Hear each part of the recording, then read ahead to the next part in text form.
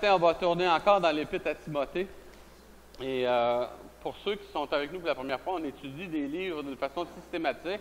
C'est-à-dire que quand on regarde la parole de Dieu, on essaie de comprendre l'ensemble des Écritures. Donc, c'est évident, vous dites, là vous arrivez dans le cadre d'un message, dans le fond, qui est une continuité. Mais vous allez pouvoir saisir quelque chose. Ce matin, on va regarder dans la parole de Dieu, dans 1 Timothée, chapitre 3. Et on est en train d'étudier le caractère d'un évêque, mais c'est le caractère, quand on parle d'un évêque ou d'un surveillant ou d'un pasteur, c'est une personne qui est responsable d'une église. Donc, comme j'expliquais tout à l'heure avec quelqu'un, je parlais avec René Angélil qui me dit, et il m'a dit, on parlait justement que dans une communauté chrétienne, on est tous égaux, il n'y a personne qui est au-dessus des autres, on est tous égaux, c'est simplement qu'on a des fonctions, des rôles différents. Et qu'en tant que personne, on doit assumer les rôles, les fonctions en fonction des dons qu'on a au niveau spirituel. Donc, c'est ce qu'on regarde ce matin. On regarde les qualifications d'un ancien et on est en train de regarder en même temps les qualifications de chaque personne qui doit se présenter devant Dieu, parce que quelque part, on est chacun de nous des personnes potentiellement qui pourront devenir des serviteurs de Dieu lorsqu'on se tourne vers lui. Donc, j'aimerais juste lire avec vous un texte dans 1 Timothée, chapitre 3. Donc, si vous n'avez pas la parole de Dieu avec vous, écoutez attentivement. Et c'est ce texte-là qu'on va utiliser ce matin. La parole de Dieu nous dit ceci. « Cette parole est certaine, et si quelqu'un aspire à la charge d'évêque et qu'il désire une œuvre excellente, il faut donc que l'évêque soit irréprochable, mari d'une seule femme, sobre, modéré, réglé dans sa conduite, hospitalier, propre à l'enseignement. Il ne faut qu'il ne soit ni adonné au vin, ni violent, mais indulgent, pacifique et désintéressé. Il faut qu'il dirige bien sa propre maison et qu'il tienne ses enfants dans la soumission et dans une parfaite honnêteté. Car si quelqu'un ne sait pas diriger sa propre maison, comment prendra-t-il soin de l'Église de Dieu? Il ne faut pas qu'il soit un nouveau converti de peur qu'empli d'orgueil, il ne tombe sous le jugement du diable. Il faut aussi qu'il reçoive un bon témoignage de ceux du dehors, afin de ne pas tomber dans l'opprobre et dans les pièges du diable. Donc, on va regarder ce matin ensemble la parole de Dieu. Courbons-nous dans la prière. Eh bien, Seigneur, ce matin, tu connais la faiblesse de ma nature et tu connais la faiblesse de chacun de nos cœurs.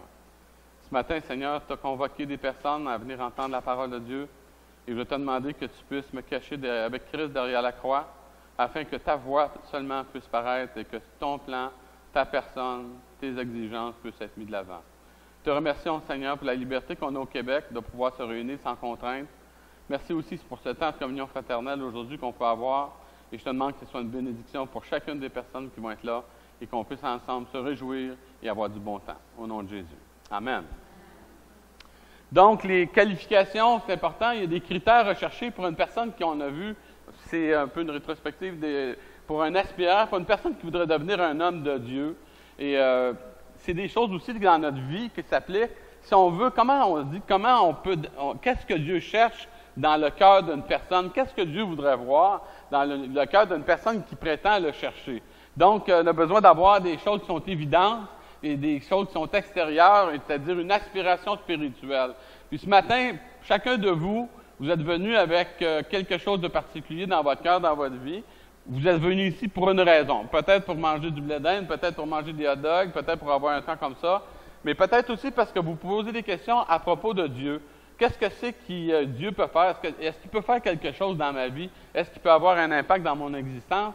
Et vous aspirez à quelque chose. Vous aspirez, il y a des fois, on ne sait pas trop après quoi on aspire, mais à quelque part, on aspire à quelque chose. Il y a quelque chose, des questions au niveau spirituel qu'on se pose, puis des fois, on n'a pas de réponse à cela. Et on a besoin d'aspirer, et à ce moment-là, pour avoir des réponses, Dieu est prêt à nous donner des réponses pour nous donner, dans le fond, une direction à notre vie personnelle. Donc, quand on regarde la vie d'un homme de Dieu, normalement, c'est une personne, quand on le regarde, c'est une personne qui devrait avoir une tendance permanente à rechercher les choses de Dieu. Si vous entendez parler, souvent on voit dans le monde religieux des personnes qui se disent être des gens de Dieu, mais quand tu regardes leur vie, tu t'aperçois, quand tu l'examines, ils n'ont pas du tout d'orientation, le cœur vers Dieu, ils n'ont pas de désir pour le Seigneur, et leur vie est souvent tout croche et tout à l'envers. Et ça montre, dans le fond, que leur motivation profonde n'est pas vraiment orientée vers le Seigneur lui-même. Donc, on a besoin d'avoir une motivation dans notre vie personnelle.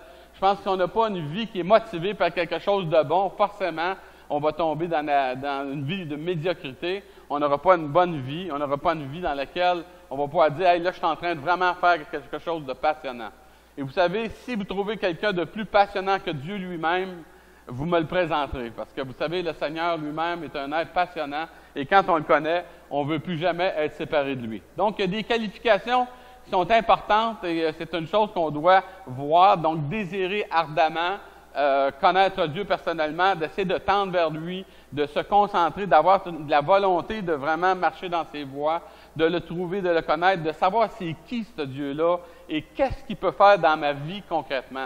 Est-ce que Dieu, ce matin, peut agir dans votre vie et se faire connaître à vous d'une façon personnelle si vous ne le connaissez pas? Et est-ce que Dieu, pour ceux qui le connaissent, peut changer quelque chose dans leur vie en créant un impact et en transformant leur cœur? La parole de Dieu nous dit que c'est bien d'avoir de la bonne volonté. Hein? On dit souvent que la bonne volonté, c'est quelque chose qui est important. Quelqu'un qui n'a pas une bonne volonté, il ne fera jamais rien de bon.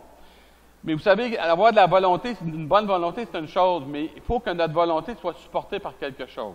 Et la parole de Dieu nous dit que quand la volonté est là, elle est agréable en fonction de ce qu'elle peut avoir à sa disposition. Dans la vie, on ne donne pas ce qu'on n'a pas. Et il faut absolument que Dieu nous donne des choses pour qu'on soit capable de donner aux autres. Si vous n'avez pas un sou dans vos poches, vous ne pourrez jamais aider quelqu'un qui est pauvre, n'est-ce pas? Vous ne pourrez pas lui tendre la main, vous ne pourrez pas le secourir parce que vous-même, vous allez être en besoin. Donc, au niveau des dons et au niveau de la vie spirituelle, c'est la même chose. Dieu nous a donné à l'Église pour l'aider des dons. Et les dons que Dieu a donnés, ce sont des personnes. Et des personnes qui ont reçu de la part de Dieu des dons spirituels, un équipement spirituel pour être capable de vous aider. Donc, il y a chaque personne qui est ici ce matin, lorsqu'une personne se confie en Dieu, elle reçoit de Dieu un don particulier. Elle a un don spécial, un don particulier. La personne ne peut pas nécessairement le connaître, mais elle a un don. Une personne qui est née de nouveau, qui a accepté Jésus-Christ comme son sauveur personnel, reçoit de la part de Dieu un don. Mais ce don-là, ça ne doit pas être un sujet d'orgueil. Ça ne doit pas être un sujet de se péter les bretelles. Quand on regarde dans l'histoire du monde religieux, on a vu dans le monde religieux des gens qui ont établi ce qu'on appelle des systèmes hiérarchisés. Des systèmes hiérarchiques avec des grands gourous et des moyens gourous et des petits gourous, et plus ça descend dans l'échelle, n'est-ce pas? Et quand on regarde ces gens-là, puis on voit que les gens, il y a des personnes qui viennent s'agenouiller devant ces individus-là, ils vont presque les adorer. Tu te dis, mon ami, mais comment ça se fait? Qu'est-ce qu'ils sont en train de faire là? Bien, ils sont en train simplement de se courber devant quelqu'un parce qu'ils ont l'impression que cette personne-là, parce qu'elle semble avoir quelque chose de spirituel, elle est supérieure. La vraie spiritualité ne nous amène pas à penser qu'on est meilleur que les autres. La vraie spiritualité nous amène à penser qu'on est des personnes ordinaires et qu'on peut s'entraider comme personne, qu'on peut s'encourager. C'est pour ça que la parole de Dieu nous dit, si tu as reçu un don, on dit qu'est-ce que c'est qui te distingue et qu'as-tu que tu n'aies reçu? Puis je vous pose la question ce matin, qu'est-ce que c'est que vous n'avez pas reçu dans la vie? Vous avez reçu, quand vous venez au monde, vous avez reçu la vie. Qui est-ce que c'est qui a choisi de venir au monde ce matin? Qui qui me dit ce matin, moi là, c'est moi qui ai décidé de venir au monde? Mais non, on est venu au monde, on n'a pas choisi de venir au monde. On est venu au monde. Il y a quelqu'un qui nous a donné la vie. Et c'est nos parents qui nous ont donné la vie. Mais derrière ça, celui qui a permis ce principe vivant-là, c'est Dieu lui-même qui nous a donné cette vie-là. Donc, on a reçu la vie. Et on garde notre potentiel humain en tant que des gens qui ont des talents différents, des gens qui sont très bons en mécanique, des gens qui sont très bons pour faire des plans, d'autres personnes qui sont très bons pour faire des arts, des personnes qui ont un talent musical, tout ça. Puis on dit, « Hey, mon ami, c'est merveilleux, mais comment ça se fait que ces gens-là ont ce talent-là? » Bien, la Bible a dit, c'est parce que Dieu leur a donné. Dieu nous a donné chaque chose qu'on a dans notre vie personnelle. Donc, si on l'a reçu, pourquoi est-ce qu'on se glorifierait? Puis là, on pense à la question des relations humaines. Comment ça fait que les gens s'enorgueillissent les uns par rapport aux autres? Pourquoi que les personnes dans leur vie sont en train, dans le fond, constamment d'essayer de prouver à l'autre qu'ils sont supérieurs? Pourquoi est-ce qu'on est en train d'essayer de constamment se mesurer? Vous savez, peut-être qu'il y a des personnes qui sont plus grandes que les autres physiquement. J'ai aucun doute que si je me mets debout à côté de Christian, je vais avoir l'air d'un petit bout. C'est bien sûr. Mais si tous les deux, on se met debout un à côté de l'autre, à côté de la grandeur de Dieu, on a toutes les deux l'air pas mal petits, n'est-ce pas? Parce qu'on se mesure avec la personne de Jésus-Christ, avec la personne de Dieu. Donc, humainement parlant, quand on regarde notre vie, quand on examine notre vie, la parole de Dieu nous dit, quand tu t'examines puis tu vois le potentiel que tu as, les dons que tu as, Dieu va dire, réjouis-toi-en. Et surtout, utilise-le pour faire du bien, ton don. Utilise-le pour tendre la main, pour encourager. Mais dans le fond, tout ce que tu as, ça t'a été donné par Dieu. Et rien de ce que nous sommes ou rien de ce que nous faisons, ne sont des choses qui nous ont été données par Dieu. Chaque capacité qu'on a est un don de Dieu. Le fait que vous respirez ce matin, c'est un don de Dieu. Ça se peut que ce matin, vous auriez pu pas vous réveiller, n'est-ce pas? Mais le Seigneur a permis ce matin que vous soyez là, parce qu'il voulait que vous entendiez la parole de Dieu. Dieu vous a donné ce privilège-là, puis il vous dit profitez-en pendant que c'est le temps. Donc, il y a des dons et des caractéristiques qui correspondent, dans le fond, à certaines réalités. Donc, on peut penser à des dons avec des caractéristiques spécifiques. Dans 1 Corinthiens, chapitre 12, on voit dans la parole de Dieu que Dieu nous a donné des dons, c'est été donné à son Église, avec un but particulier de pouvoir aider les personnes et que chaque don qu'on a reçu a un but utilitaire. Il dit ceci, il y a un seul esprit. Dans le domaine spirituel, quand on parle de la spiritualité, Dieu dit qu'il y a un Saint-Esprit. Et si vous ne saviez pas ce matin, je vous apprends ça. L'Esprit de Dieu, c'est l'Esprit de Dieu qui a créé toutes choses avec le Père, le Fils et l'Esprit Saint, dont on parle de la Trinité. Et l'Esprit a vraiment une mission. Il a une capacité d'agir ce matin. Il peut agir dans votre cœur, dans votre vie, dans la mienne, pour être capable de nous permettre de pouvoir gérer ces dons-là. Il nous dit qu'il y a un seul esprit et qui opère toutes choses en distribuant à chacun les dons en particulier comme il le veut. Donc, quand on garde ce que nous sommes, le potentiel que vous avez, peu importe ce que vous avez ce matin, Dieu vous dit que Dieu vous l'a donné et que ce potentiel-là, c'est Dieu qui vous l'a donné. Il a fait de vous ce que vous êtes, une personne particulière. Donc, il n'y a aucun hasard. Tout ce que nous sommes, Dieu l'a voulu. Donc, vous êtes exactement ce que Dieu a voulu ce matin, à l'exception d'une chose dans votre vie. C'est à l'exception du péché. Donc, la parole de Dieu est en train de nous montrer que Dieu dispense d'une façon spécifique à chacun des dons. Dieu nous donne un potentiel, des talents à chacun de nous, et il nous rend responsables d'utiliser ces talents-là pendant le temps de notre vie. Est-ce que c'est vite passer une vie? Ceux qui disent que c'est vite passer une vie, on vote pour ça. C'est-tu vite passer une vie? Hein? On est jeune, puis à un moment donné, qu'est-ce qu'on s'aperçoit? Oh, on est plus vieux, puis à un moment donné, on est rendu pas mal vieux. On a vieilli. Et ça fait partie de la vie. On dit, bon ami. Puis quand on est jeune, pourtant, on regarde ça, on dit, c'est-tu long, hein? On est à l'école, on trouve tout ça long, ça finit plus. Mais quand on est plus âgé, on regarde en arrière de mon ami, ça a donc passé vite. Ça a donc passé vite. Puis on s'en va, puis notre départ approche, puis on dit, où est-ce que ça s'en va, tout ça? Qu'est-ce que j'ai fait avec ma vie? Puis il y a des gens qui m'ont poidé dans la vie. Moi, j'ai gaspillé ma vie. Je n'ai rien fait avec ma vie. Je n'ai pas utilisé ma vie comme il faut. J'ai vécu simplement pour moi-même toute mon existence. Et vous savez, c'est des gens qui finissent très malheureux. Ils ont le sentiment d'avoir gaspillé quelque chose de précieux. Et le temps qu'on a, les énergies qu'on a, les dons qu'on a, les talents qu'on a, c'est quelque chose qui est précieux, puisque c'est Dieu qui nous le donne. Et il nous en rend responsables. Donc, il nous donne des choses spécifiques à chacun. Et le but, la parole de Dieu nous dit que Dieu nous donne ces choses-là, non pas pour nous autres mêmes, mais il nous dit ceci, il y a un seul et même esprit qui opère toutes choses, les distribuant à chacun, en particulier comme il le veut. Et ça, pourquoi Dieu l'utilise, c'est que Dieu veut qu'on puisse l'utiliser pour la communauté, pour s'entraider. Il dit, or, à chacun, la manifestation de l'esprit a été donnée pour l'utilité commune. Qu'est-ce que ça vous donne d'avoir un don, d'avoir un talent, si vous ne l'utilisez pas? N'est-ce pas? Qu'est-ce que ça donne d'avoir des dons ou des talents si on ne les utilise pas? Si les talents qu'on a, on les canne, on les met dans une boîte et tout ça, puis on ne les sort pas, ça nous donne quoi d'avoir ces talents-là? Un artiste qui ne produit rien, aucune œuvre, cet artiste-là est stérile. Et dans le fond, il se dit, qu'est-ce que c'est que ça m'a donné de vivre?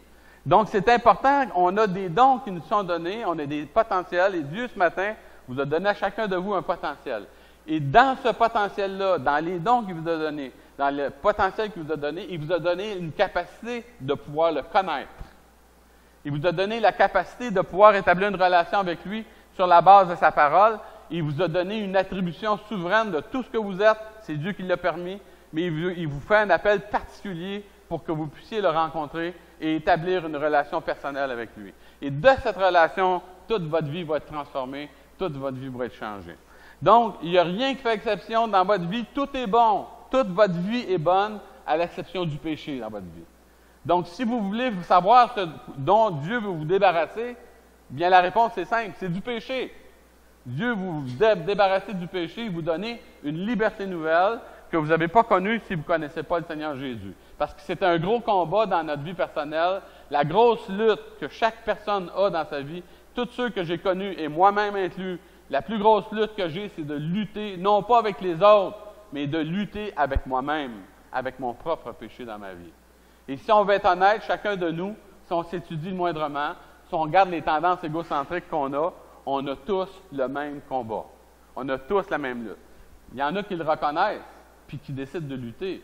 Mais il y en a d'autres qui décident que, bon, je m'en occupe pas. Les autres s'arrangeront avec les conséquences de mes péchés, c'est pas grave, n'est-ce pas? Donc, c'est très important de se poser, de réaliser ces choses-là quand on réfléchit sur la parole de Dieu. Parce que quand Dieu appelle un homme à son service, le Seigneur lui demande, dans le fond, d'avoir une aspiration et pour être capable d'exercer un ministère pour aider les personnes. Donc, moi, comme pasteur, ma responsabilité, c'est d'être là et de chercher à aider. C'est-à-dire d'utiliser les dons, les talents que Dieu m'a donnés. Je n'ai pas tous les dons, je n'ai pas tous les talents, mais ceux que j'ai, d'essayer de les utiliser au meilleur de ma capacité, en tenant compte que moi aussi, je suis un être faible et pécheur, moi aussi, je suis un être limité, mais Dieu me demande, dans le fond, d'essayer d'utiliser ces choses-là pour le bien commun, pour être capable d'aider, pour être capable d'encourager. Donc, quand on parle ici, dans le terme, quand il parle, si quelqu'un aspire à la charge d'évêque, le mot épiscopos en grec, ça veut dire une personne qui surveille, qui veille sur, plus que surveiller. Une personne qui, dans le fond, est un ancien, c'est une personne qui n'est pas en train de dire qu'il y a une définition comme un poste. Ce n'est pas un titre. En fait, c'est une description d'une fonction et d'un témoignage de vie personnelle. Quand on lit ces textes bibliques, on voit que, dans le fond, Dieu a des exigences qui sont très élevées pour les hommes de Dieu. Et donc, à ce moment-là, qu'une personne qui vient pour servir le Seigneur, c'est une personne à qui Dieu va demander des qualités particulières. Il va lui attribuer une charge spéciale. Il va lui communiquer une charge spéciale pour laquelle il va être évalué plus sévèrement que la Bible le nous dit. Donc, c'est important, c'est des qualifications dans lesquelles on veut retrouver une chose qui est très importante, qu'on appelle la consécration. Et c'est très important, le Seigneur, ce qu'il veut, c'est que les gens soient consacrés. Donc, on se pose la question, qu'est-ce que je suis, moi, comme personne? Qu'est-ce que c'est que j'ai aussi comme potentiel? Et qu'est-ce que je vais faire avec ça? Et chaque personne qui est ici ce matin, on a la responsabilité de se poser ces questions-là. Qui est-ce que vous êtes ce matin? Qu'est-ce que vous allez faire avec tout le potentiel que Dieu vous a donné? Comment vous allez l'utiliser? Et sachez qu'un jour, Dieu va vous demander de rendre compte pour toutes ces choses-là. Donc, avant d'avoir des dons, c'est important de comprendre une chose qui est très importante, c'est que chacun de vous, pour l'autre à côté de vous, vous êtes un don. Vous savez que des parents, pour des enfants, c'est un don.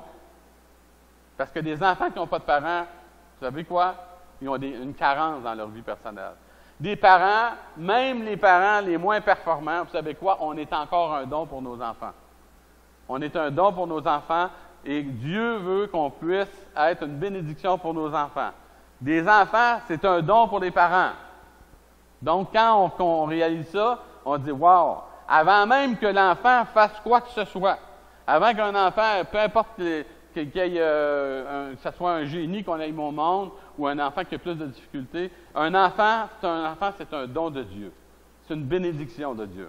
Et un parent, pour l'enfant, c'est aussi une bénédiction de Dieu.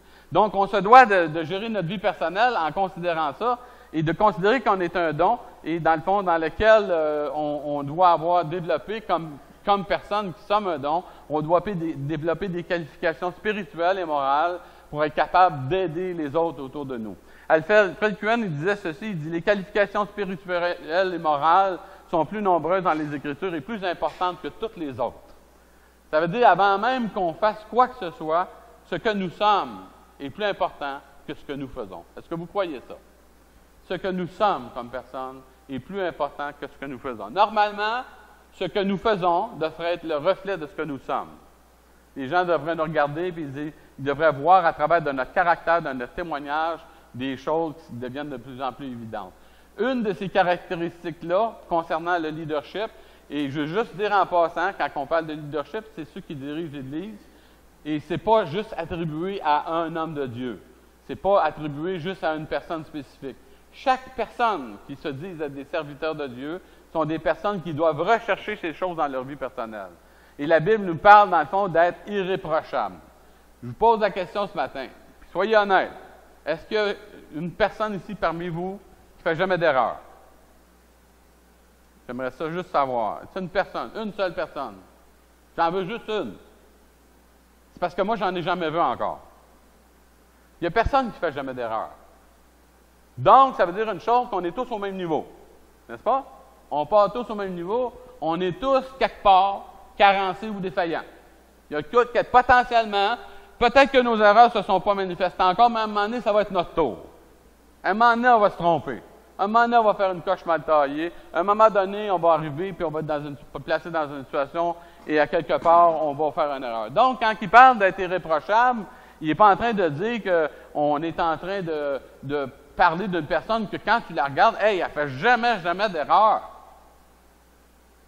C'est pas ça, ça ne sera pas réaliste. Le seul qui n'a jamais connu le péché, la Bible dit, c'est Jésus-Christ. Et c'est pour ça qu'on est dans une église évangélique qui suit Jésus-Christ. On suit Jésus-Christ parce que c'est lui qui n'a jamais fait d'erreur. Et on a besoin d'avoir un pasteur qui ne fait pas d'erreur. Et le pasteur de l'Église, c'est Jésus-Christ. Et même moi, comme pasteur, je suis en train de suivre mon pasteur qui est Jésus-Christ. Parce qu'avant d'être un pasteur, j'étais une brebis. N'est-ce pas?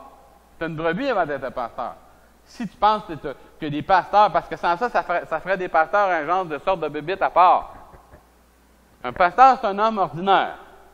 C'est une personne qui a une vie, qui a des hauts, des bas, il y a des combats, il y a ses luttes personnelles, il y a ses luttes avec le péché dans sa vie personnelle.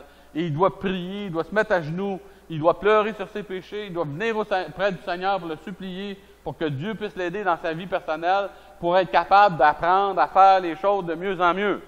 Donc, quand on parle d'être irréprochable, dans le contexte biblique, il est en train de dire, dans le fond, que c'est une personne que quand tu regardes sa vie, au moins, il dit tout est clair. Il n'y a pas de squelette dans le placard. Il n'y a pas rien de... C'est pas un genre de vie double. Il n'y a pas un genre de vie tout croche, une vie dissimulée, une vie pour l'apparence et une vie pour sa vie personnelle. Donc, c'est important de comprendre que quand on parle d'un homme de Dieu, on se dit que c'est une personne, dans le fond, qui a une bonne réputation, qui doit être recommandable dans ses pratiques de vie courante.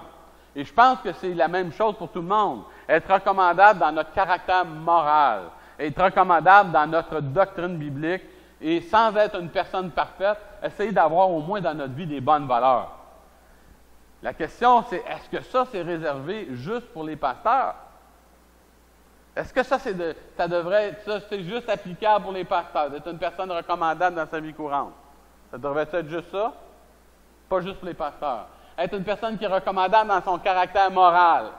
Juste les pasteurs doivent être des gens moraux. Ben non, c'est sûr, tout le monde. Il y a une personne qui est recommandable dans sa doctrine. Est-ce que tous les croyants ne sont pas appelés à croire, à avoir des convictions solides, des gens qui vont baser leur vie sur la vérité et d'essayer d'enraciner leur vie dans la vérité? Bien oui, parce que il y a deux choix dans la vie. Tu t'enracines soit dans la vérité ou soit dans le mensonge. Les résultats ne sont pas les mêmes, n'est-ce pas?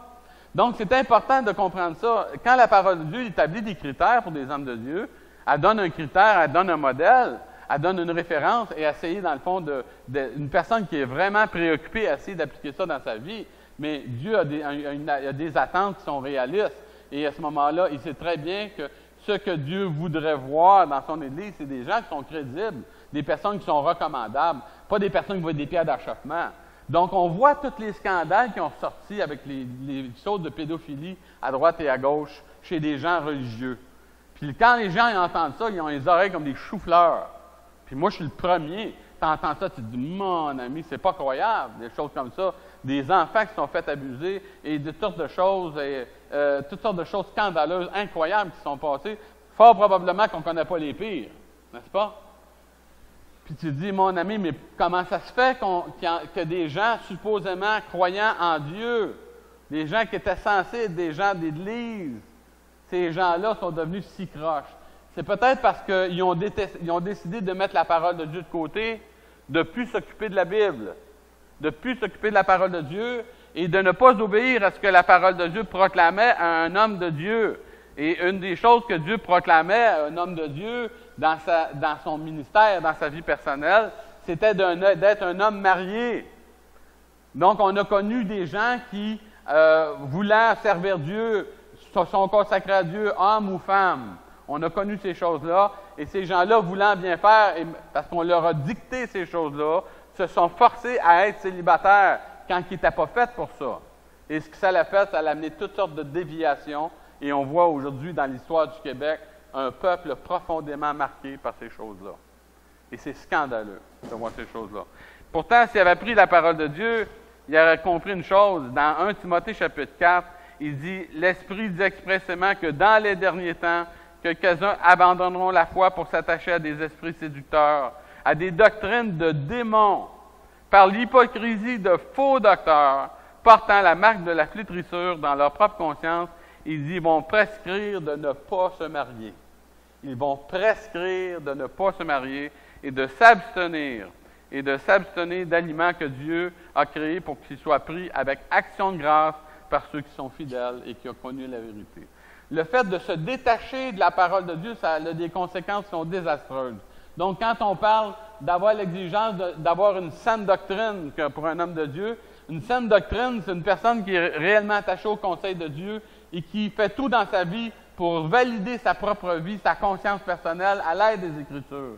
C'est une personne qui examine. Avant, vous savez, d'examiner les autres, il faut commencer par s'examiner soi-même, n'est-ce pas?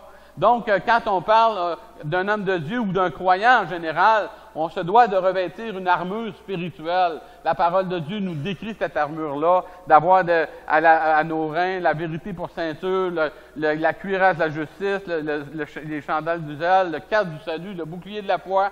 Une personne doit se revêtir lui-même. Un homme de Dieu devrait être une personne qui est capable de s'habiller spirituellement, de se revêtir et de se protéger. Et ensuite de ça, quand son cœur est protégé lui-même, il veille à protéger les autres. Et c'est sa responsabilité. Parce que vous savez, le diable est rusé, et ce qu'il cherche, c'est les points faibles. Il cherche le défaut de la cuirasse. Et dans l'Ancien Testament, il y avait une histoire comme ça d'un roi d'Israël qui était allé, il a essayé de se déguiser pour aller au combat dans le but de ne pas se faire reconnaître, parce qu'il y avait une entente qui avait été faite par l'armée ennemie, que quand il verrait ce roi-là, il sauterait dessus, puis il tuerait lui, puis il laisserait les autres vivre. Donc, il s'était déguisé. Et la Bible nous dit que finalement, il ne s'est pas fait attraper, mais il y a quelqu'un qui lance une flèche au hasard. Et là, on nous dit, la flèche est venue le frapper au défaut de la cuirasse. Et littéralement, c'est à l'aventure. C'est comme ça, quelqu'un qui lance une flèche dans même, et c'est venu le frapper au défaut de la cuirasse, et la personne est morte. Et je crois que c'est important, vous savez, c'est un peu l'image, moi j'ai trouvé ça intéressant parce que de la vulnérabilité d'une personne, on a tous quelque part des points faibles dans notre vie. Je ne sais pas si vous en avez des points faibles. Est-ce qu'il y a des personnes qui n'ont pas de points faibles ici ce matin? On peut tous dire qu'on a tous des points faibles. Moi, j'en ai des points faibles. Il faut être honnête, puis il faut savoir le reconnaître. On a tous des points faibles, et il faut être capable d'être assez honnête pour le reconnaître pour être capable de transiger avec ces points-là, puis de se dire, regarde Seigneur, je vais essayer de travailler là-dessus dans ma vie personnelle. Et on regarde même les grands hommes de Dieu dans la Bible, le cas d'Abraham. Abraham, à un moment donné, Abraham avait une très, très jolie femme. Son épouse était une jolie femme. Puis Abraham est un gars bien peureux. Fait qu'il dit, elle était tellement belle, là, il dit, quand le roi va te voir, là, il va me tuer puis il va te garder avec lui. Tu sais. Fait qu'il dit, dis que t'es ma sœur. Dis que t'es ma sœur. Le résultat de ça, c'est qu'effectivement, le gars le trouvait à son goût, hein, puis il l'a pris pour sa femme. Puis à un moment donné, ben, la main de Dieu s'est mise sur ce roi-là, et Dieu il a mis de la pression. Puis finalement, le gars il a fini par s'ouvrir les yeux. Puis il dit, comment ça se fait? Tu me dis que c'est ta sœur, c'est ta femme. Et évidemment, Abraham, à ce moment-là, il n'y avait pas vraiment d'explication qui était valable. Et ce qui est intéressant, c'est que souvent, tel père, tel fils, son fils a fait pareil. Mais Dieu est intervenu avant. Et donc, on peut voir que tous ces péchés-là qui sont là, comme Jacob, la Bible nous décrit comme un voleur, un croche, un manipulateur. Tu dis, pourtant, c'est un des patriarches dans l'Ancien Testament. Tu dis, quel exemple, quel modèle, tout ça. Il y avait des problèmes et Dieu a travaillé pendant toute sa vie pour l'aider à devenir le nouveau Jacob, qui était pour devenir le père d'Israël, le père de toute cette race-là. Et David, qui était un homme, un combattant, un homme de Dieu, il a tombé dans le péché, il est tombé dans le péché avec Bathsheba, il est tombé dans la luxure au niveau de... Il a été très, très loin jusqu'à faire tuer un de ses serviteurs. Tu regardes ça, tu te dis, mon ami, il y avait vraiment des faiblesses, ces gens-là. Pourtant, c'est des gens qui croyaient en Dieu, vous savez. C'est des gens qui croyaient en Dieu, ils croyaient à l'existence de Dieu, même ils l'avaient vu agir dans leur vie personnelle. Et ça ne l'a pas empêché que le péché a fini par les atteindre. Donc, si c'était vrai dans l'histoire, ça se peut que ça soit vrai dans notre temps, et c'est notre responsabilité de veiller là-dessus. Donc, on peut voir une chose, c'est important, on regarde dans notre vie personnelle, il y a des défauts dans notre cuirasse. Il y a Adam, on dit, qu'est-ce qu'était le défaut de sa cuirasse? Il n'y en avait pas de cuirasse. La parole de Dieu nous dit qu'il vivait avec Ève, Adam et Ève dans le jardin.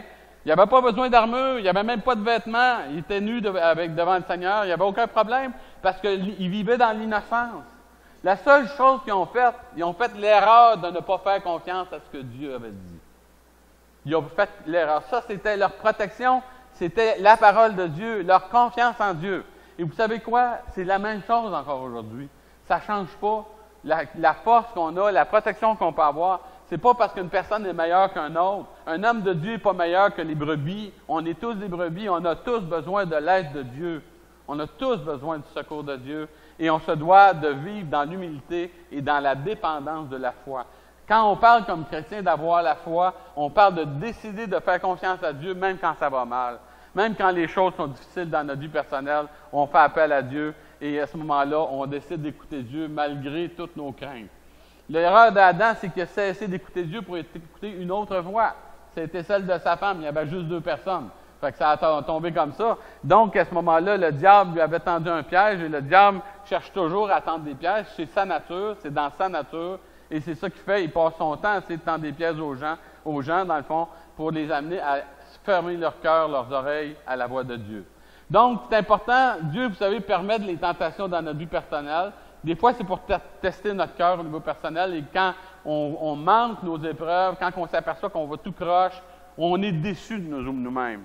On s'aperçoit, dans le fond, qu'on n'est pas mieux que les autres et qu'on a besoin, dans le fond, de réévaluer notre foi, réévaluer notre intégrité personnelle, d'évaluer comment on gère nos relations interpersonnelles, comment on traite les autres autour de nous. Est-ce qu'on les traite avec bonté, avec amour, ou si on marche tout croche?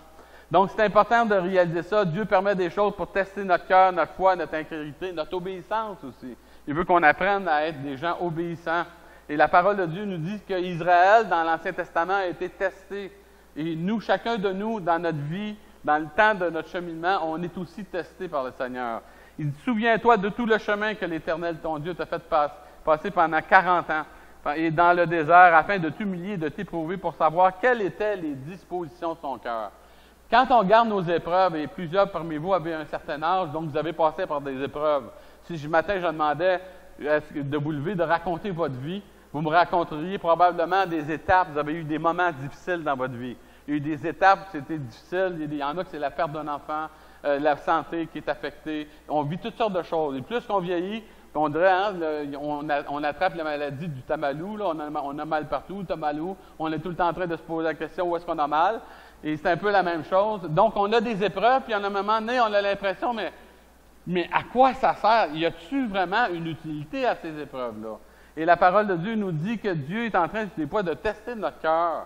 Où est-ce qu'il est notre cœur? Parce que quand on est dans l'épreuve, on est comme dans le fond, c'est là qu'on réfléchit le plus. Et on est en train, dans le fond, de s'évaluer au niveau personnel. Donc, c'est important, ce qu'on appelle le hasard. Dans notre vie, des fois, ça peut être une stratégie diabolique pour nous détruire, en laissant s'introduire le péché dans notre vie personnelle, ou ça peut être une occasion pour Dieu de pouvoir nous affirmer dans notre vie. Dieu veut travailler pour votre bien ce matin. Dieu veut travailler pour vous bâtir, vous construire, vous aider, mais sachez qu'il va y avoir de l'opposition si vous décidez de marcher avec le Seigneur. C'est un combat que de marcher avec Dieu, et c'est pour ça qu'il y a beaucoup moins de gens dans une église que dans un centre d'achat. C'est pour ça qu'il y a beaucoup moins de personnes dans une église que dans un centre d'achat, parce qu'il y a un combat, il y a une lutte, et il y a des gens qui décident de concéder. Donc, un serviteur de Dieu doit être prudent, il doit d'abord veiller sur lui-même pour être irréprochable, et ensuite de ça, veiller sur les autres. Veiller sur soi-même, ça veut dire veiller sur sa réputation personnelle. Une personne qui est un homme de Dieu responsable va chercher, dans le fond, à éviter des fréquentations douteuses. va essayer d'éviter des situations morales dangereuses. On doit avoir une certaine éthique pour faire attention à la façon qu'on va communiquer, pas avoir des communications qui sont houleuses, essayer dans le fond d'éviter les conflits d'intérêts. C'est pas toujours facile, c'est pas toujours évident. Un homme de Dieu doit vraiment veiller sur lui-même, avoir une éthique de comportement qui va être approuvée par Dieu, puis aussi approuvée par la conscience de l'Église. Moi, quand je viens ici en avant, si quelqu'un saurait que moi je mène une double vie, supposons dans ma vie personnelle, que j'aurais une double vie, je vais vous dire une chose, ça serait vraiment un objet de scandale, n'est-ce pas? Ça serait vraiment un objet de scandale de dire, hey, coudonc, il se dit pasteur, mais garde-le, dans le fond, il vit tout croche. Il vit tout croche. Et donc, on se doit d'avoir une éthique de comportement personnel. C'est pour ça qu'un homme de Dieu, normalement, qui veut vraiment être sérieux, va essayer des fois s'imposer des choses qui pourraient être capables, dans le fond, de préserver sa vie personnelle. La parole de Dieu nous dit « Sauve-toi toi-même ». Il dit « On ne peut donner ce qu'on n'a pas, et avant de sauver les autres, on doit être sûr qu'on n'est pas en train de se noyer. » N'est-ce pas? Donc, c'est important pour chacun de nous. Si vous voulez sauver quelqu'un un jour, j'espère que si vous plongez à l'eau, que vous savez nager. Si vous décidez de plonger à l'eau, vous ne savez pas nager, vous allez avoir la faim, n'est-ce pas? Parce que moi, ça m'est arrivé à un moment donné, il y a un gars qui avait été au camp des bouleaux, et puis il s'appelle Guy Lavoie. Et cet homme-là, les gars, pour faire une joke, ils l'ont pogné, puis Guy avait joué un mauvais tour au gars, fait que les gars l'ont pogné, puis ils l'ont tiré à l'eau. Ils l'ont tiré à l'eau au bout du quai, mais lui, c'était un blagueur, le gars, puis il était là, puis je sais pas nager, je sais pas nager. Puis il riait, fait que les autres, ils pensaient que c'était vrai, mais moi, je savais qu'il n'avait pas nagé. Fait que j'ai plongé, puis j'allais chercher. Mais à quelque part, je me dis, tout le monde était là sur le bord du quai, puis tout le monde riait, puis il trouvait ça drôle. Mais c'était pas drôle, il était vraiment en train de se noyer, le gars. Donc, mais à quelque part, si je n'avais pas su nager, je n'aurais pas pu aller le chercher. Et c'est la même chose au niveau spirituel. On ne peut pas aider quelqu'un tant que nous-mêmes, on n'a pas été aidés ou on n'a pas été habilités pour être capable d'aider les autres. Donc, quand dans notre vie personnelle, on doit veiller sur nous-mêmes, donc de veiller sur notre vie personnelle avant de veiller sur les autres, et on se doit, dans le fond, de se surveiller soi-même avant de surveiller les autres. Vous remarquez que la tendance la plus naturelle, c'est de surveiller les autres plutôt que de se surveiller soi-même? Hein? On est beaucoup plus rapide à regarder l'autre. Parce que si l'autre, ça se peut qu'il fasse des erreurs. Puis des fois, ça va nous justifier dans notre vie personnelle. On va se dire, on va se sentir meilleur parce que nous, on ne l'a pas fait, cette erreur-là. Mais si on joue à ça, vous savez, c'est un jeu dangereux. C'est un jeu qui est très dangereux parce que tôt ou tard, ça va être notre tour, on va se planter. Donc, c'est très important de comprendre ces réalités-là et de se surveiller soi-même, de vraiment d'être honnête, de garder son cœur, de garder ses péchés dans notre vie personnelle et garder, d'essayer de fuir cette influence-là dans notre vie. Donc, c'est important de rechercher à être irréprochable, de rechercher à être responsable, d'avoir un grand niveau de vigilance personnelle sur notre vie. Et ça, c'est vrai pour le pasteur, c'est aussi vrai pour les brebis. Chacun de nous, on a la responsabilité de veiller sur nos propres cœurs, sur nos propres vies. Et c'est pour ça que la Bible nous dit de veiller sur nous-mêmes et sur notre enseignement. Donc, quand on parle d'enseigner la parole de Dieu, on a une responsabilité d'enseigner la parole droitement. Si vous venez dans une église chrétienne évangélique, normalement, vous devriez entendre un message qui est évangélique. C'est-à-dire que le gars qui est en avant n'est pas là pour débiter ses idées personnelles, puis de commencer à vous conter des histoires ou essayer de vous endormir avec des choses, mais vous devriez normalement avoir une tendance à être éveillé à ce que Dieu dit, et non pas à ce que la tradition ou ce que le système religieux raconte, mais d'être éveillé à ce que Dieu dit pour que la parole de Dieu puisse être implantée solidement et qu'à partir de ce moment-là, ça puisse avoir un impact dans votre vie. Donc, la personne qui enseigne est appelée à veiller sur son enseignement et pour que lui-même puisse être sauvé de toutes sortes de situations personnelles, de veiller sur sa vie et, deuxièmement, de sauver ceux qui t'écoutent. C'est-à-dire, dans le fond, d'avoir une bonne théologie, un bon enseignement biblique pour que votre vie, lorsque vous entendez la parole de Dieu, ça puisse faire des remises en question, que vous soyez capable de vous remettre en question et à partir de ce moment-là, que Dieu puisse parler à votre cœur et vous amener à progresser dans le bon sens, c'est-à-dire de vous préparer personnellement au jour où est-ce que vous allez rencontrer le Seigneur. Je vous pose la question ce matin, quand est-ce que vous allez partir? Quand est-ce que va être votre temps de départ pour aller à la rencontre de Dieu? Quand vous allez rencontrer le Seigneur, est-ce que vous allez rencontrer votre juge ou si vous allez rencontrer votre sauveur? C'est pas la même chose. C'est pas la même chose. Si vous me dites ce matin, moi, je vais aller rencontrer mon juge, il y a des gens qui m'ont déjà dit ça. m'a dit, ah, moi, quand je vais mourir, je vais me rencontrer mon juge, je vais m'arranger avec lui. Si tu vas rencontrer ton juge, j'ai une très mauvaise nouvelle pour toi. Ça veut dire que tu vas être jugé et que tu vas être condamné. Si tu t'en vas puis que tu as établi, tu t'es donné la peine sur la terre de t'arrêter et d'établir une relation personnelle avec Dieu en passant par Jésus-Christ, ce n'est pas un juge que tu vas aller rencontrer, c'est un sauveur. Et à ce moment-là, quand tu vas rentrer dans la présence de Dieu, quand Dieu va te regarder, il va dire, tu es vraiment bien branché avec ma parole, tu as vraiment compris qu'est-ce que Jésus est venu faire sur la terre, tu as vraiment décidé d'ouvrir ton cœur et de l'inviter dans ta vie comme ton sauveur et ton maître personnel. Il va dire, viens, rentre dans la joie de ton maître. Vous savez, c'est avant de partir qu'il faut s'assurer qu'on est la propriété de Dieu, qu'on est des enfants de Dieu. Donc, c'est important, vous savez, on est dans un monde qui est déconnecté des Écritures aujourd'hui.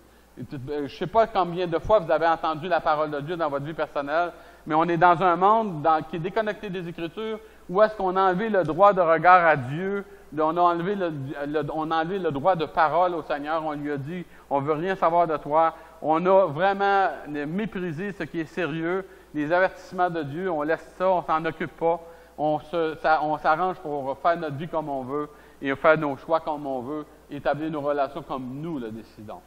Mais sachons une chose, quand on étouffe la voix de Dieu, on finit par en payer des conséquences. Vous savez, il y a des gens qui ont un peu comme un Dieu mime. Hein? Le mime, ce qu'il dit, il dit, je mime n'importe quoi, demandez-moi-les. Il y a des gens qui pensent que Dieu est comme ça, un genre de Dieu bonbon, un genre de Dieu mime, il attend juste de nous faire un petit spectacle. C'est drôle parce que quand Jésus est venu sur la terre, il a toujours refusé de faire des spectacles. Il a toujours refusé de jouer le jeu des personnes qui étaient souvent des célébrités comme Hérode, des rois et tout ça. Il voulait juste, hey, fais-moi un petit miracle. Mais Jésus a refusé ça. Il a refusé de faire ça parce que ce n'était pas son mandat. Le but de Dieu, ce n'est pas de faire des spectacles. Le but de Dieu ce matin, c'est de vous sauver si vous ne l'êtes pas. Le but de Dieu, c'est de vous faire grandir si vous êtes ses enfants. Dieu n'est pas à notre service.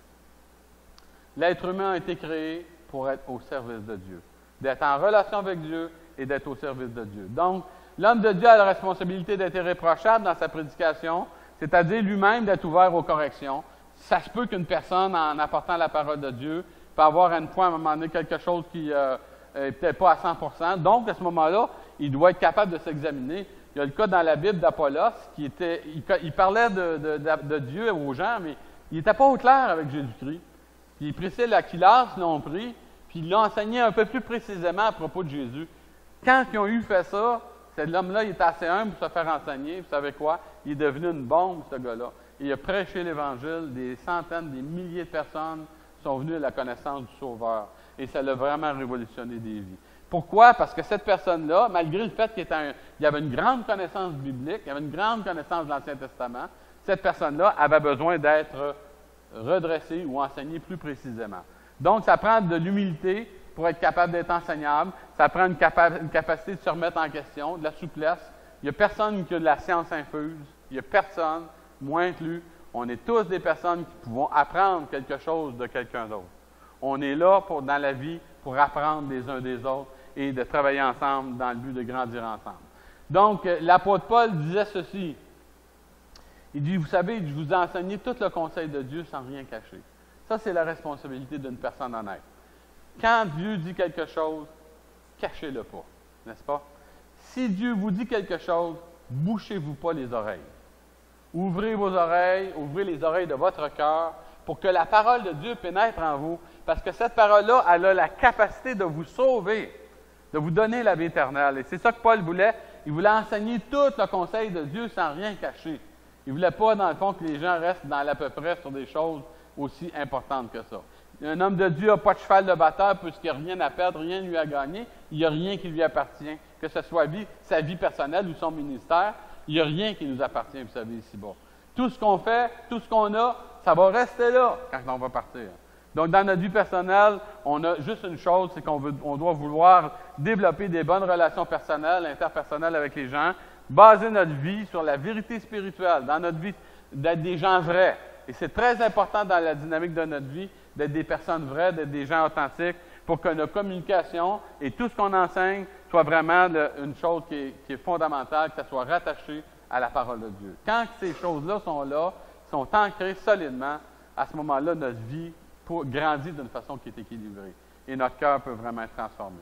Donc, ce que tu es, ce que tu as, et ça va avec, dans le fond, tout ce que tu fais, c'est tout interrelié. On ne peut pas prêcher un message qui est clair avec une conscience qui est obscure. Si tu as une conscience qui est obscurcie, tu n'auras pas un message clair, c'est évident. Donc, on a besoin d'avoir une conscience qui est claire, parce qu'on veut, dans le fond, que Dieu, qui est 3 fois saint, puisse être là, dans le fond, et communiquer aux gens, se communiquer aux gens, que les gens puissent voir des personnes qui sont capables de vivre une vie, qui est la vie chrétienne, une vie spirituelle, d'une façon qui est conséquente, une personne qui est honnête. Donc, on peut parler d'un Dieu 3 fois saint en vivant dans la corruption, c'est impossible. Parce qu'à quelque part, on se doit d'être irréprochable. D'où l'importance, quand on se lève le matin, puis quand on se couche le soir, de toujours faire notre examen de conscience. Est-ce qu'il y a une personne qui peut dire « Moi, je ne pêche jamais dans ma vie ». On a tous ce problème-là. On a tous le problème du péché dans notre vie personnelle. Mais vous savez quoi? On peut être irréprochable quand on s'aperçoit qu'on a péché, puis on a vraiment, aussi grave que le péché peut être dans notre vie, vous savez, aussi grave que vous puissiez avoir péché, réellement que vous avez péché dans votre vie, si vous êtes prêt à confesser votre péché, la Bible nous dit que Dieu est fidèle et juste pour vous les pardonner et vous purifier de toutes vos iniquités. Je vous pose la question, est-ce que vous aimeriez ça, avoir votre péché pardonné ce matin? De savoir, là, vous mourrez aujourd'hui, puis vous rentrez dans la présence de Dieu, puis Dieu vous accueille les bras ouverts. Est-ce que vous aimeriez ça? Si vous aimeriez ça, je vais vous dire, c'est possible. Jésus est mort à la croix pour que votre péché soit pardonné. Jésus-Christ a été crucifié pour pas que vous le soyez. Jésus a été condamné pour pas que vous soyez condamné. Jésus a été rejeté, méprisé pour que vous puissiez avoir la vie éternelle et que vous puissiez être sauvé. Donc, ce matin, tout ce que vous avez à faire, c'est de décider d'ouvrir votre cœur au Seigneur et de lui faire confiance et d'accepter, dans le fond, qu'il intervienne dans votre vie pour faire de vous des êtres nouveaux, des personnes irréprochables à ses yeux. C'est ce que la parole de Dieu nous enseigne. Quand on confesse nos péchés, la Bible nous dit que Dieu les oublie. Dieu y oublie, il ne se souvient plus. C'est comme si Dieu choisissait de se rendre lui-même Alzheimer par rapport à nos péchés. C'est un peu comme si Dieu avait un gros ordinateur avec toute votre vie qui est dessus. Puis c'est à un moment donné, lorsque vous venez au Seigneur sincèrement et que vous réclamez au nom de Jésus le pardon de vos péchés, Dieu a un bouton, ça s'appelle « Delete ». Ceux qui connaissent les ordinateurs, quand on pèse sur ce bouton-là, bien, tout disparaît, n'est-ce pas? Ça disparaît. Là, le dossier, il y avait un dossier chargé. Je le sais, cette semaine, ça m'est arrivé. J'étais en train de préparer mon message, puis j'ai pesé sur le mauvais piton. J'ai tout perdu mon message. Fait qu'il a fallu que je recommence tout. La pauvre Stéphanie, qui devait me corriger mes fautes, ça arrivé en retard à cause de ça, parce que là, j'avais tout fini quasiment, puis j'ai perdu, j'ai scrappé mon message. C'est ça quand des fois on est des êtres humains, on fait des erreurs. Mais quand Dieu, lui, décide de peser sur ce bouton-là, il décide de peser puis d'oublier vos fautes, il ne le fait pas par hasard. Ce n'est pas un accident. C'est qu'il choisit de le faire.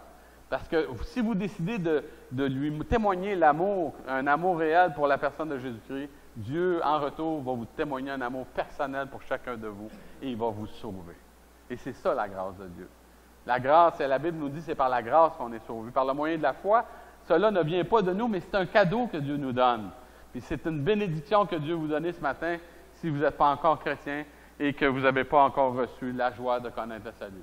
Donc, c'est très important pour être irréprochable. La seule façon d'y arriver, c'est que Dieu vous rende irréprochable. Que Dieu puisse faire ce travail-là dans votre cœur et faire de vous ce matin, si vous n'êtes pas né de nouveau, une personne nouvelle. Donc, si vous ne savez pas comment le faire ce matin, ce que je vais faire, je vais terminer dans la prière. Et je vais faire une prière comme si je me convertissais. Moi, je me suis déjà converti le 26 février 1977. Mais je vais inviter le Seigneur dans ma vie. Et si vous avez le désir de devenir une personne irréprochable, c'est-à-dire vous présenter devant Dieu puis que votre dossier est clair, vous avez simplement à répéter cette prière-là avec nous dans votre cœur. Et le Seigneur va vous compter cette prière-là. Si vous êtes sincère, honnête, Dieu va vous compter cette prière-là pour votre salut. Donc, on va se courber dans la prière. Et maintenant, la parole va être à vous, entre vous et Dieu. Eh bien, Seigneur, merci ce matin pour ce temps qu'on a eu ensemble dans la parole de Dieu. Seigneur, tu nous demandes d'être irréprochables en sachant qu'on est des pécheurs et qu'on est si souvent malhabile dans notre vie personnelle. On fait si souvent des erreurs, notre Dieu. Des fois, ce n'est pas pour mal faire, mais on le fait pareil. Seigneur, je te demande que tu puisses ce matin pardonner nos cœurs et nous donner de prendre conscience de comment tu as payé le grand prix, Seigneur, en donnant Jésus à la croix pour nos péchés. Seigneur, tu as invité ce matin des personnes à une rencontre avec toi. Seigneur, tu connais les cœurs et tu sais ceux qui vont partir bientôt pour te rejoindre.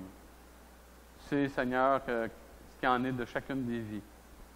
Seigneur, je veux te demander ce matin que tu écoutes la prière que je vais faire maintenant.